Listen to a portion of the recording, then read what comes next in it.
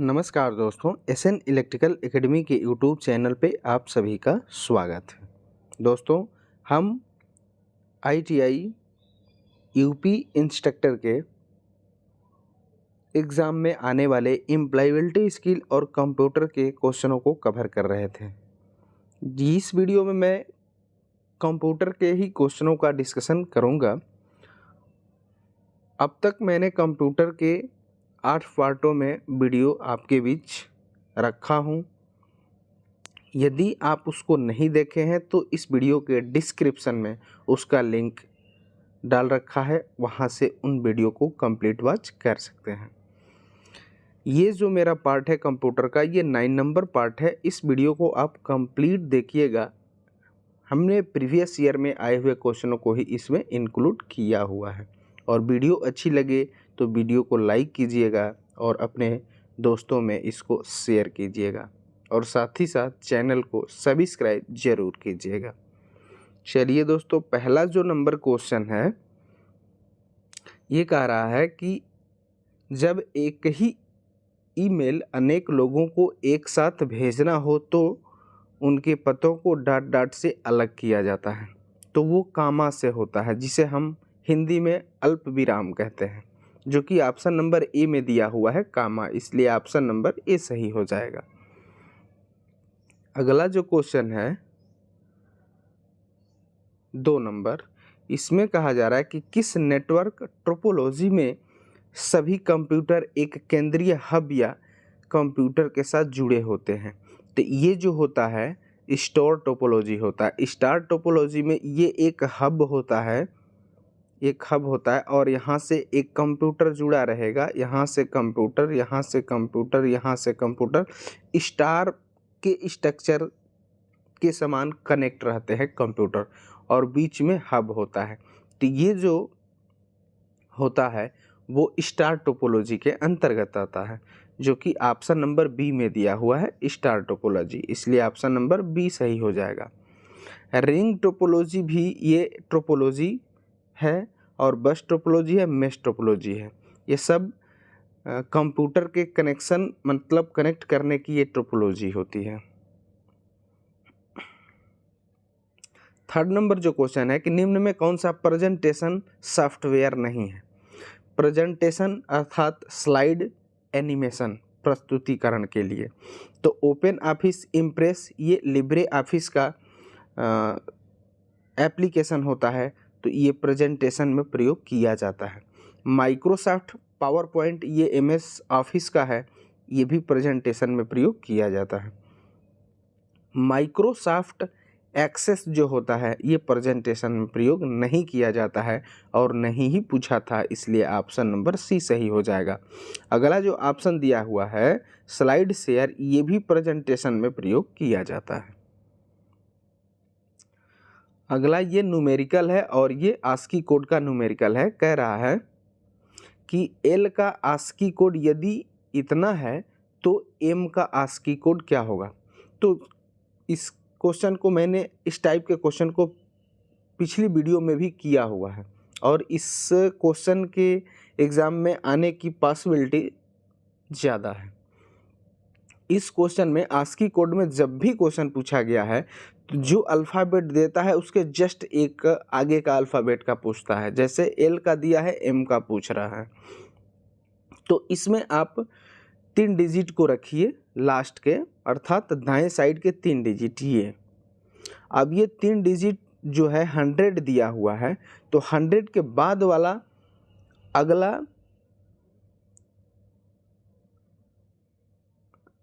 अगला बोले तो बाइनरी कोड क्या आएगा। जैसे 100 है, 100 का अगला बाइनरी कोड 101 आएगा, अर्थात एम का जो होगा ना आस्की कोड ये 101 होगा। और इसके बाद के जितने भी हैं अल्फ़ाबेट, मतलब इसको हम बीट बोलते हैं, 0101 इस सब बीट बोलते हैं, बाकी के बीट सेम रहेंगे। तब इसको देखिए कैसे, अब इसमें 100 के आगे 101 हो जाएगा, तो ये बी ऑप्शन देखिए तो 101 है, इसके पीछे के सभी डिजिट इसके साथ मिल रहे हैं, अर्थात ये बी वाला ही ऑप्शन सही हो जाएगा। यानी ऑप्शन नंबर बी सही हो जाएगा। उम्मीद करते हैं ये क्वेश्चन समझ में आपको आया होगा।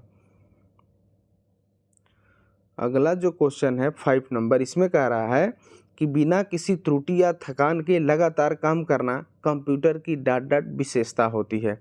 तो बिना त्रुटि के और बिना थके लगातार काम जो कंप्यूटर करता है उसे बहुविज्ञता कहते हैं, वर्साटाइलिटी, जो कि ऑप्शन नंबर ए में दिया हुआ है, बहुविज्ञता, इसलिए ऑप्शन नंबर ए सही हो जाएगा। 6 नंबर क्वेश्चन है कि CDRW में RW का अर्थ रीड एंड राइट होता है, ये कथन क्या है? तो ये कथन गलत होता है, जो कि ऑप्शन नंबर ए बी में दिया हुआ है गलत, इसलिए ऑप्शन नंबर ए सही हो जाएगा। अगला जो क्वेश्चन है 7 नंबर की सॉफ्टवेयर तथा इसमें बनी फाइलों के डिफ़ॉल्ट ओरिएंटेशन का नाम से संबंधित सुमेलित कीजिए। MS वर्ड का लेटेस्ट वर्जन ये है, MS वर्ड का एक्सटेंशन नेम क्या होता है? तो .docx होता है। 2016-2020 का ये वर्जन की बात मैं कह रहा हूँ, तो ये सही है। MS एक्सेल का एक्सटेंशन नेम फाइल का जो इसमें बनती है वर्कशीट या वर्कबुक बनती है उसका एक्सटेंशन नेम .xlx, ये भी सही है। पावर पॉइंट में .pptx, ये भी सही है। अर्थात उपरोक्त में से सभी एक दूसरे के सम्मिलित हैं, संबंधित हैं। मतलब याद रखिएगा कि MS वर्ड का डॉक्यूमेंट का एक्सटेंशन नेम .docx होता है, एक्सेल का ये होता है, ये होता है, यानी उपरोक्त सभी सुमिलित हैं, इसलिए ऑप्शन नंबर डी सही हो जाएगा। अगला जो क्वेश्चन है 8 नंबर, इसमें कह रहा है कि निम्न में कौन सा विषम है? प्लॉटर आउटपुट डिवाइस होती है, मॉनिटर आउटपुट डिवाइस होती है जिससे इसे सॉफ्ट कॉपी तैयार की जाती है और प्लॉटर से हार्ड कॉपी, प्रिंटर ये भी आउटपुट डिवाइस है और इससे भी हार्ड कॉपी तैयार की जाएगी। कीबोर्ड जो होता है ये इनपुट डिवाइस होता है, इसलिए केवल यही भिन्न है, बाकी ये तीनों जो है आउटपुट डिवाइस है, ये इनपुट है, यही भिन्न है, भिन्न पूछा था, इसलिए ऑप्शन नंबर डी सही हो जाएगा। अगला जो क्वेश्चन है 9 नंबर, इसमें कहा जा रहा है कि विंडोज सिस्टम की बूटिंग प्रक्रिया के बाद दिखाई देने वाली पहली स्क्रीन को क्या कहते हैं? तो विंडोज सिस्टम में बूटिंग प्रक्रिया के बाद दिखाई देने वाली पहली जो स्क्रीन होती है वो डेस्कटॉप होती है, जो कि ऑप्शन नंबर बी में दिया हुआ है डेस्कटॉप, इसलिए ऑप्शन नंबर बी सही हो जाएगा। अगला जो क्वेश्चन है 10 नंबर, इसमें कहा जा रहा है 10 नंबर में कि निम्न में कौन सा यूटिलिटी सॉफ्टवेयर नहीं है? सॉफ्टवेयर जो होते हैं वो 3 प्रकार के होते हैं, एक ऑपरेटिंग सॉफ्टवेयर, एक होता है ऑपरेटिंग सॉफ्टवेयर 2 प्रकार के होते हैं, एक सिस्टम सॉफ्टवेयर होता है और एक लैंग्वेज ट्रांसलेटर सॉफ्टवेयर होता है, एक एप्लीकेशन सॉफ्टवेयर होता है और एक यूटिलिटी सॉफ्टवेयर आता है। सिस्टम सॉफ्टवेयर के अंतर्गत कौन कौन से आते हैं? तो लाइनक्स, यूनिक्स, विंडोज के जितने भी संस्करण सभी संस्करण आएंगे, MS-DOS ये सिस्टम सॉफ्टवेयर के अंतर्गत आएंगे। लैंग्वेज ट्रांसलेटर सॉफ्टवेयर के अंतर्गत 3 आते हैं, असेंबलर, कंपाइलर और इंटरप्रेटर 3 आते हैं। एप्लीकेशन सॉफ्टवेयर के अंतर्गत आपके MS Word, MS Excel, MS Office और जितने भी कोरल ड्रा ये सभी एप्लीकेशन सॉफ्टवेयर के अंतर्गत आते हैं। जितने भी एंटीवायरस हैं वो सभी के सभी यूटिलिटी सॉफ्टवेयर के अंतर्गत आते हैं। तो यहाँ पे जो कहा है पहला ऑप्शन दिया है कि डिस्क क्लीनअप ये एंटीवायरस होता है, तो ये यूटिलिटी सॉफ्टवेयर है, और ये कहा है कि यूटिलिटी सॉफ्टवेयर नहीं है, यानी डिस्क क्लीनअप ये है। एंटीवायरस ये भी होता है यूटिलिटी सॉफ्टवेयर के अंतर्गत, फाइल कंप्रेसर ये भी यूटिलिटी सॉफ्टवेयर के अंतर्गत आता है। ऑपरेटिंग सिस्टम जो है ये ऑपरेटिंग सिस्टम अलग का सॉफ्टवेयर होता है, ये यूटिलिटी सॉफ्टवेयर यहाँ है, अर्थात इसमें अलग है ऑपरेटिंग सॉफ्टवेयर, इसलिए ऑप्शन नंबर डी सही हो जाएगा। अगला जो क्वेश्चन है 11 नंबर, इसमें कहा जा रहा है कि निम्न में कौन सी पोर्टेबल मेमोरी डिवाइस नहीं है। पोर्टेबल का मतलब होता है हम उसको कहीं ले जा सकने या प्रयोग करने, कहीं अपनी, पोर्टेबल का मतलब यही है कि कहीं भी कैसे भी हम उसको प्रयोग कर सकते हैं। पेन ड्राइव इसको तो कर सकते हैं, सीडी इसको भी कर सकते हैं, और डीवीडी डिजिटल वर्सटाइल डिस्क इसको भी कर सकते हैं। हार्ड डिस्क को हम पोर्टेबल डिवाइस के अंतर्गत नहीं रखते हैं, इसलिए ऑप्शन नंबर डी सही हो जाएगा। अगला जो क्वेश्चन है ये न्यूमेरिकल है और एमएस एक्सेल का न्यूमेरिकल है, अच्छे से इसको देखिएगा। 12 नंबर, एमएस एक्सेल में निम्नलिखित में से फंक्शन का मान क्या होगा। इक्वल टू, बताए थे कि अगर एमएस एक्सेल में फार्मूला बनाना है तो वो इक्वल टू से ही शुरू होता है।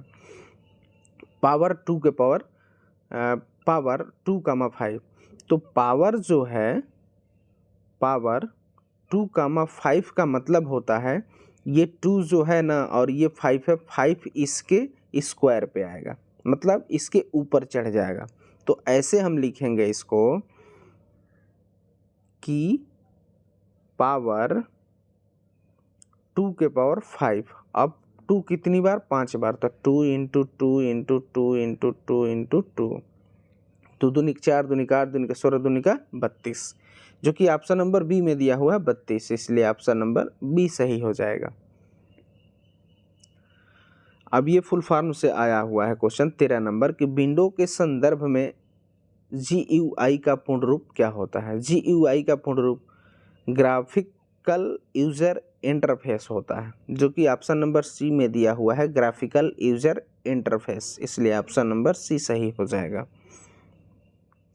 अगला जो क्वेश्चन है 14 नंबर, इसमें कह रहा है कि इंटरनेट पर ट्रैफिक व्यवस्था करने की किसका प्रयोग किया जाता है। इंटरनेट पर ट्रैफिक को व्यवस्थित करने में किसका प्रयोग किया जाता है, तो राउटर होता है, जो कि ऑप्शन नंबर सी में दिया हुआ है राउटर, इसलिए ऑप्शन नंबर सी सही हो जाएगा। अगला नंबर क्वेश्चन 15 नंबर क्वेश्चन जो है कि बैंकों में चेक पढ़ने हेतु किस प्रकार के इनपुट डिवाइस का प्रयोग किया जाता है। तो बैंक में चेक पढ़ने के लिए जो इनपुट डिवाइस होती है वो माइकर होता है, MICR, माइकर। इसका फुल फॉर्म होता है मैग्नेटिक इंक करेक्टर रिकॉग्निशन, या कहीं कहीं रीडर भी लिखता है तो वो भी सही है।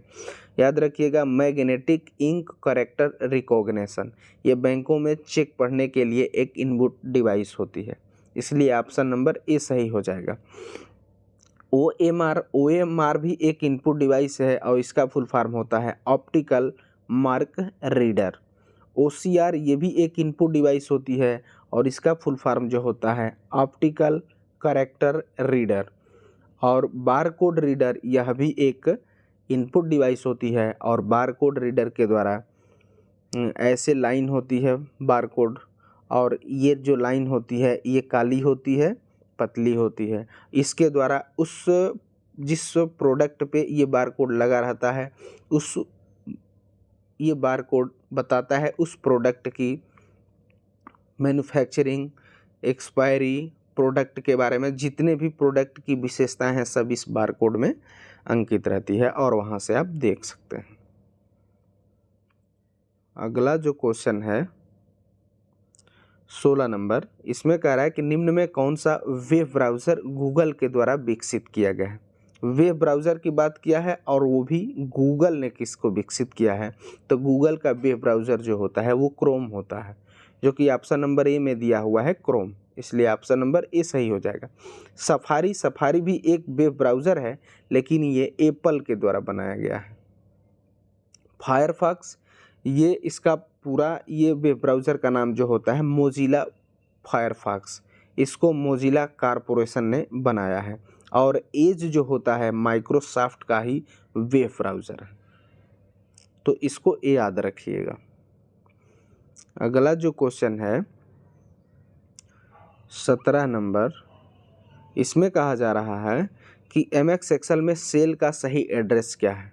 सेल की बात करें तो ये रो है और ये कॉलम है, तो जहाँ पे रो और कॉलम का इंटरसेक्शन होता है वहीं पे सेल का निर्माण होता है। जब हम सेल का कैसे लिखेंगे सेल को, तो जो रो होते हैं ये 1 2 3 4 में चलते हैं और ये कॉलम जो है ABCD में चलते हैं। तो जब सेल का एड्रेस लिखना होगा तो सबसे पहले हम कॉलम कहते हैं। तो कॉलम अल्फ़ाबेट होगा, तो यहाँ DD की बात किया है तो D लिखते हैं, कॉलम पहले लिखेंगे। उसके बाद रो की संख्या देंगे, तो 1 1 की बात किया है तो रो यहाँ 1 हम लिखते हैं, ये 1। तो सेल का सही एड्रेस देने का तरीका यही सही है, पहले कॉलम उसके बाद रो, जो कि ऑप्शन नंबर बी में दिया हुआ है D1, इसलिए ऑप्शन नंबर बी सही हो जाएगा। अगला जो क्वेश्चन है 18 नंबर कि निम्न में कौन सा विषम है। प्लाटर एक प्रकार का आउटपुट डिवाइस होता है और इसके द्वारा बड़े बड़े बैनर तैयार किए जाते हैं और इसको आप हार्डवेयर भी कह सकते हैं। माउस जो है ये इनपुट डिवाइस है और इसे आप हार्डवेयर भी कह सकते हैं। और माउस का जो खोज हुआ था वो 1964 में हुआ था, डगलस एल्ज़रबर्ग ने किया था। क्वेश्चन ये पूछा गया है यूपी इंस्ट्रक्टर के एग्ज़ाम में कि पहला कंप्यूटर किसका बना था, तो वो लकड़ी का बना था, लकड़ी का बना था। कीबोर्ड भी एक इनपुट डिवाइस के अंतर्गत आता है और कीबोर्ड को भी आप एक हार्डवेयर कह सकते हैं। यानी कहने का मतलब कि प्लाटर हार्डवेयर है, माउस हार्डवेयर है, कीबोर्ड हार्डवेयर है, लेकिन एंटीवायरस ये एक प्रकार का सॉफ्टवेयर होता है जो कि यूटिलिटी सॉफ्टवेयर के श्रेणी में आता है। इसलिए विषम यही है और ऑप्शन नंबर बी सही हो जाएगा, एंटीवायरस। अगला जो क्वेश्चन है 19 नंबर, इसमें कहा गया है कि निम्न में कौन सा वेब ब्राउज़र नहीं है। निम्न में वेब ब्राउज़र नहीं है गूगल एक सर्च इंजन है और यहाँ वेब ब्राउज़र नहीं है। तो नहीं है का मतलब ये गूगल है, गूगल एक सर्च इंजन है, अर्थात यही नहीं है, यानी ऑप्शन नंबर ए सही हो जाएगा। गूगल का पूछेगा कि गूगल का वेब ब्राउज़र कौन है, तो क्रोम होता है, जो कि इस समय काफ़ी पॉपुलर है, हर मोबाइल फ़ोन के में ये इंस्टॉल है। सफारी जो होता है ये भी वेब ब्राउज़र है, लेकिन ये एप्पल का है। फायरफॉक्स ये जो है मोजिला कॉर्पोरेशन का ही वेब ब्राउज़र है, ये भी वेब ब्राउज़र है। और एज भी ये भी वेब ब्राउज़र है, माइक्रोसॉफ्ट का वेब ब्राउज़र है। अगला जो क्वेश्चन है और ये आज का अंतिम क्वेश्चन होगा 20 नंबर, इसमें कह रहा है कि कंप्यूटर में त्रुटि को क्या कहते हैं। तो कंप्यूटर में त्रुटि को हम बग कहते हैं, जो कि ऑप्शन नंबर ए में दिया हुआ है बग, इसलिए ऑप्शन नंबर ए सही हो जाएगा। अब यही क्वेश्चन रहता है कि कंप्यूटर में त्रुटि को ठीक करने की प्रक्रिया को क्या कहते हैं, तो इसे हम डीबग कहते हैं। तो उस कंडीशन में ये सही हो जाता। तो दोस्तों यही क्वेश्चन है, इस क्वेश्चनों को आप अच्छे से देखिए और वीडियो अच्छी लगे तो वीडियो को लाइक कीजिए और अपने दोस्तों में इसको शेयर कीजिए और साथ ही साथ चैनल को सब्सक्राइब ज़रूर कीजिए। तो इस वीडियो में बस इतना ही, तब तक के लिए बाय बाय, टेक केयर।